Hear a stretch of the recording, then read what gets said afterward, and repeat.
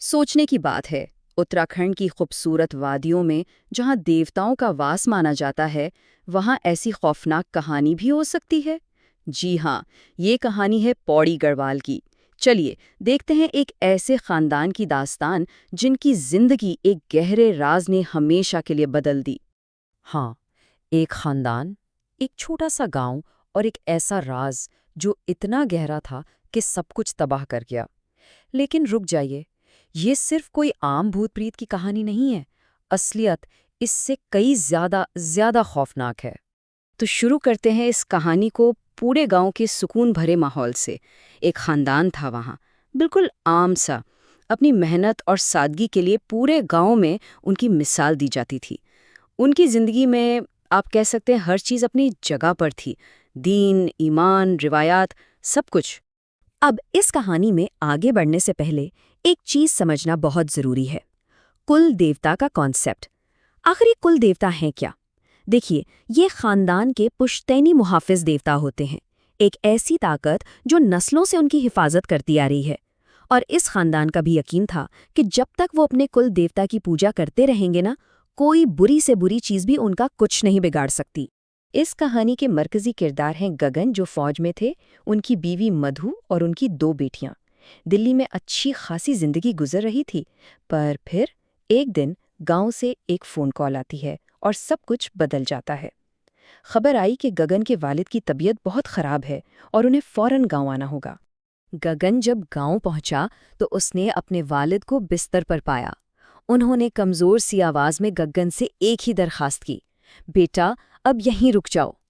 उन्होंने उसे उसकी जमीन, उसके लोगों की याद दिलाई।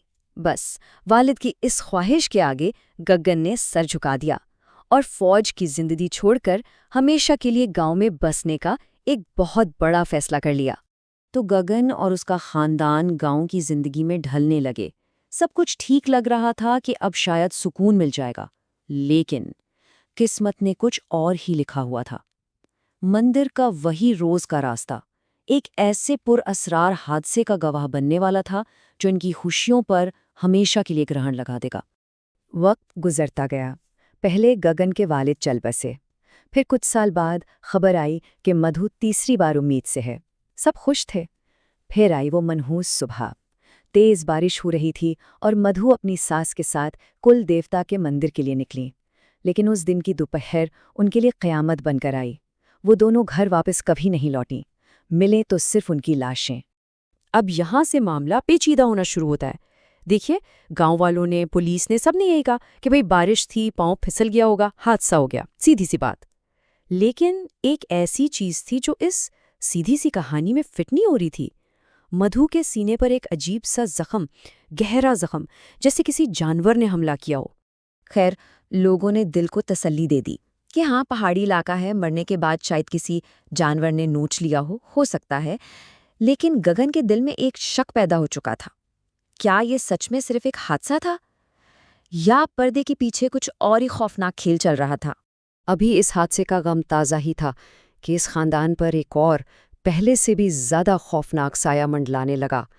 एक ऐसी बुराई जिसे कोई देख नहीं सकता था, और उसने अपना घर बना लिया था गगन की बड़ी बेटी के जिस्म में। देखते ही देखते इस लड़की की हालत बिगड़ने लगी। उसका जिस्म अजीब तरह से मुड़ने लगा।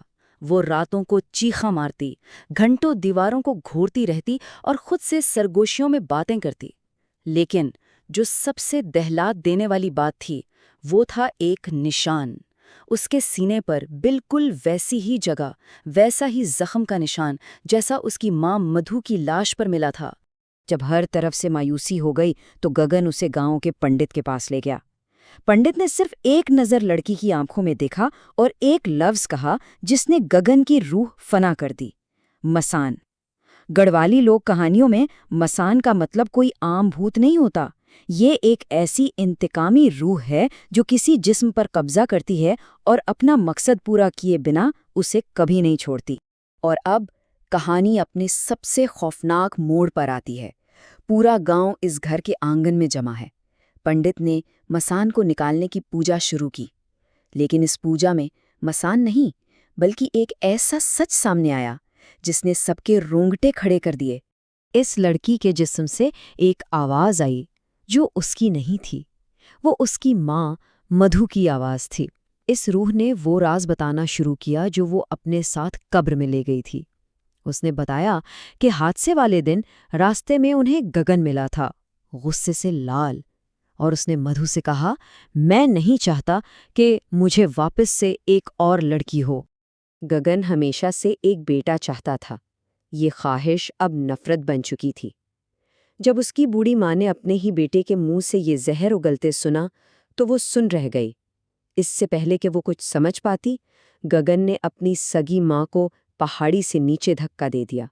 ये सब देखकर मधु चीखने लगी कि वो सब को बता देगी, लेकिन उसकी आवाज़ किसी तक पहुंचती उससे पहले ही गगन ने गुस्से में अपनी जेब से छुरी निकाली और अपनी हामिला बीवी के सीने में घोंप दी, और फिर उसे भी पहाड़ी से नीचे फेंक दिया। सोचा था राज हमेशा के लिए दफन हो गया। जैसे ही ये सच सबके सामने आया, गगन इस भीड़ का फायदा उठाकर वहां से भाग निकला। लेकिन वो शायद भूल गया था कि कुछ गुनाहों का हिसाब सिर्फ इंसान नहीं, कुदरत भी लेती है। गांव वाले उसके पीछे भागे और फिर देखिए कुदरत का इंसाफ, गगन का पांव ठीक उसी जगह फिसला जहां उसने अपनी माँ और बीवी को धक्का दिया था। वो गिरा, जख्मी हुआ, लेकिन मरा नहीं। शायद जिंदा रहकर सजा काटना उसकी किस्मत में लिखा था। गांव वालों ने उसे पकड़कर पुलिस के हवाले कर दिया और उसकी दोनों मासूम बेटियों को उसके भाई सुशील ने अपनी पनाह में ले लिया। तो ये कहानी हमें एक बहुत गहरे सवाल पर छोड़ जाती है। क्या ये सब वाकई एक मसान का किया धरा था, या एक इंसानी जुल्म की इंतहा? क्या ये एक माँ की रूह थी जो इंसाफ मांगने आई थी? ये सोचने पर मजबूर करती है कि जिन चीज़ों को हम अंधविश्वास कहकर रद्द कर देते हैं, उनमें कितनी सच्चाई हो सकती है। आखिर अंधविश्वास और सच्चाई के दरमियान फासला होता ही कितना है?